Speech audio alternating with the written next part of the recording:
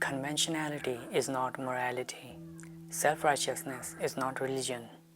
To attack the first is not to assail the last. Hello everyone, I am Casey Inkwell. It's been a while. I am a slow reader, so it took me quite a long time to finish the current novel which I am going to tell you about. It is called Jane Eyre. It is a classic novel written by Charlotte Bronte that tells the story of a young orphan girl named Jane Eyre, who faces many hardships and challenges throughout her life. The novel is set in 19th century England and follows Jane from her childhood at Gateshead, through her education at Lowood School, to her adult life as a governess at Thornfield Hall. At Gateshead, Jane is mistreated by her aunt and cousins. She is then sent to Lowood School where she encounters harsh conditions but also forms important friendships, particularly with Helen Burns and the kind Miss Temple. Despite the adversities, Jane's resilience and intelligence help her succeed academically. As a young woman, Jane becomes a governess at Thornfield Hall, where she meets the enigmatic and brooding Mr. Rochester. They develop a deep and complicated relationship, and Jane eventually falls in love with him. However, she discovers that Mr. Rochester has a dark secret, a wife, Bertha Mason, who is mentally ill and kept hidden in the attic. Devastated by the revelation, Jane leaves Thornfield to preserve her integrity and independence. After a testing stretch of over 5 days of wretchedness, hunger, and destitution, Jane finds refuge with River's family. She is hailed, well-treated, and given a job as a teacher for the wards of the villagers. Jane forms great bonds with River's family and ultimately discovers that they are actually her cousins. Having no communication with her uncle, the sole relation she knew of vaguely, she hadn't learned about her cousin's existence, but her uncle's death and John Rivers's investigation regarding the sole inheritor of their uncle's inheritance lead to the discovery of Jane's status. Jane inherits a large fortune from her deceased uncle, according to his will, and divides it equally between herself and her newly found cousins. John Rivers eventually proposes Jane to marry him as he seeks a missionary wife. A period of time tests their feelings, intentions, and thoughts. It ultimately results in Jane realizing that there is no real love, nor could ever be, between her and John, and she rejects him, although John is persistent and still gives her time during his trip to London, during which time Jane returns to Thornfield in search of Mr. Rochester, only to find that the Great Hall is in ruins after a fire caused by Bertha Mason, who perished in the blaze. Mr. Rochester is now blind and injured. Despite his physical impairment, Mr. Rochester and Jane's love endures, and they are united and married, finding happiness together.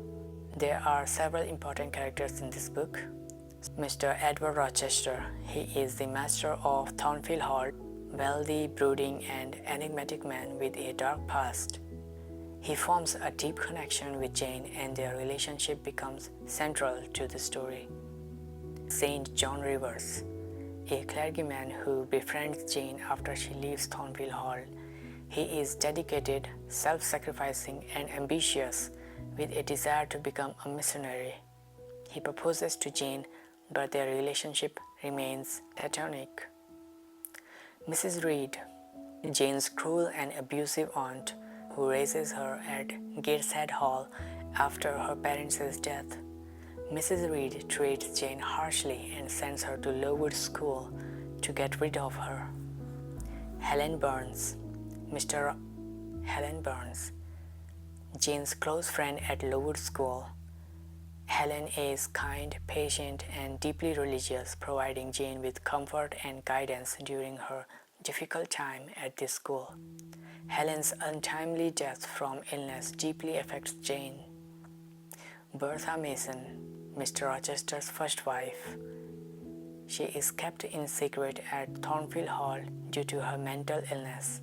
Bertha's existence creates significant obstacles in Jane and Mr. Rochester's relationships. Adele Varens, a young French girl and Mr. Rochester's ward. Adele is the daughter of Mr. Rochester's former lover. Jane becomes her governess at Thornfield Hall and forms a bond with her. Mrs. Fairfax, the housekeeper at Thornfield Hall. She is kind, caring towards Jane and helps her settle into her new role as the governess. Bessie, the kind and nurturing maid at Gateshead Hall. Bessie is one of the few people who show affection and care towards Jane during her difficult childhood. Blanche Ingram, a beautiful and haughty socialite who is interested in Mr. Rochester, or rather his finances. Miss Ingram hopes to marry him for his wealth and social status, but she is ultimately revealed to be superficial and unkind. Richard Mason, Bertha Mason's brother.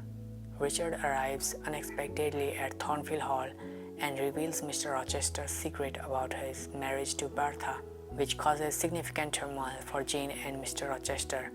It leads to the cancellation of their wedding and pushes Jane towards misery. Grace Poole, the servant responsible for taking care of Bertha Mason at Thornfield Hall.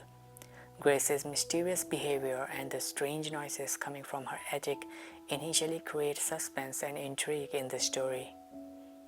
Mrs. Temple, the kind and fair superintendent at Lowood School. Mrs. Temple treats the students with respect and compassion, and she becomes a role model for Jane during their time at the school. Diana and Mary Rivers, St. John Rivers' sisters, who are kind and intelligent. They befriend Jane and help her recover when she is in distress. They later become her close friends and support her through difficult times. Rosamond Oliver, a beautiful and wealthy woman who is in love with St. John Rivers.